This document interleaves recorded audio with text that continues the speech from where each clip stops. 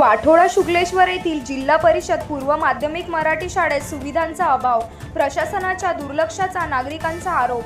भातकुली तालुक्यातील वाठोडा शुक्लेश्वर येथील जिल्हा परिषद पूर्व माध्यमिक मराठी शाळेतील वर्गखोलीसमोरील पोर्चेत छताचा पोपडा अनेक दिवसापासून पडलेल्या अवस्थेत। त्याच ठिकाणी विद्यार्थी जेवणाकरिता बसत असतात। भविष्यात विद्यार्थ्यांच्या जीवाला धोका निर्माण होण्याची शक्यता नाकारता येत नाही। तसेच मूलभूत सुविधांचा अभाव असल्याने विद्यार्थी व शिक्षकांना मोठ्या अडचणीचा सामना करावा लागत असल्याचा आरोप पालक वर्ग करत आहेत। शाळा परिसरात अनेक दिवसापूर्वी पडलेले कडुलिंबाचे झाड अद्यापही हटविण्यात आलेले नसल्याने अंगणवाडीकडे जाण्याचा मार्ग पूर्णपणे बंद झाला आहे।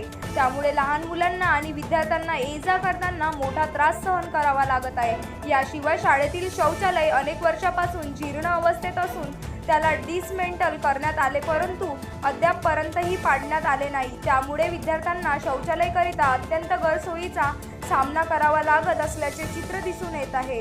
या गंभीर समस्याकडे संबंधित प्रशासनाकडे तातडीने लक्ष देऊन पडलेले झाड हटवावे, शाळेतील आवश्यक सुविधा उपलब्ध करून द्याव्यात अशी मागणी जोर धरीत आहे।